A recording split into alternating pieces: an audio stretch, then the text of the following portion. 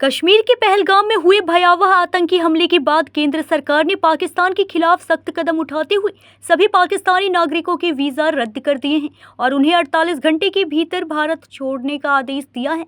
इस फैसले के बीच सीमा हैदर जैसे मामलों पर सवाल उठने लगे हैं। क्या उन्हें भी यह आदेश लागू होगा? वकील एपी सिंह ने इस मामले पर अपना बयान देते हुए कहा कि सरकार के इस सख्त फैसले का असर सीमा हैदर जैसे लोगों पर भी हो सकता है। केंद्र सरकार के इन निर्णयों से यह साफ संकेत मिलता है कि देश की सुरक्षा और आंतरिक शांति से समझौता नहीं किया जाएगा।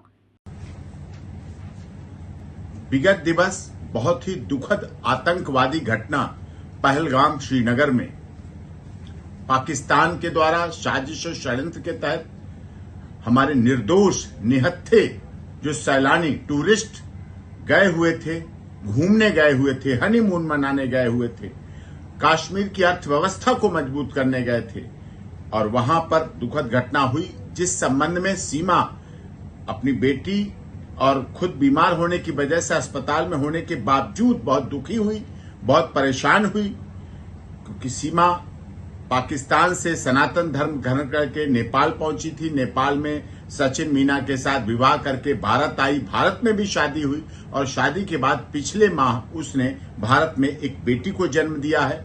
और भारत सरकार ने इस संबंध में जो निर्णय लिया है सार्क वीजा टूर के संबंध में, जो बहुत अच्छा निर्णय है, आतंकवाद खिलाफ निर्णय है, लेकिन सीमा के मामले में सीमा के सारे डॉक्यूमेंट्स माननीय गृह मंत्रालय, भारत सरकार और एटीएस के पास जमा है। माननीय महामहिम राष्ट्रपति जी का याचिका लंबित है। सारे आदेश जो सीमा माननीय अदालत ने दिए थे जमानत के दौरान, उत्तर प्रदेश की माननीय अदालत के द्वारा जो आदेश सीमा को जमानत के समय दिए गए, उनका पूरी तरह से पालन कर रही है।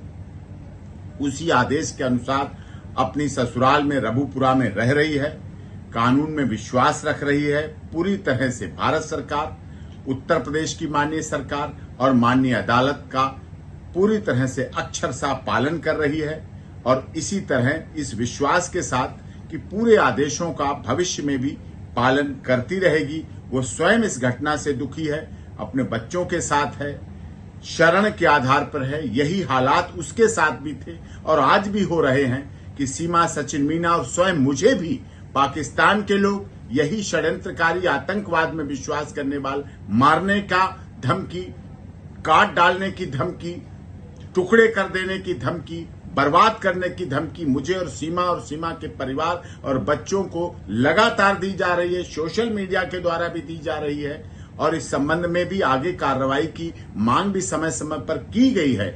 लेकिन हम लोग सीमा, सचिन मीना और वो पूरी तरह से भारत सरकार, उत्तर प्रदेश सरकार, केंद्र सरकार का विश्वास और उनके पूरी तरह से आदेशों का पालन करेंगे।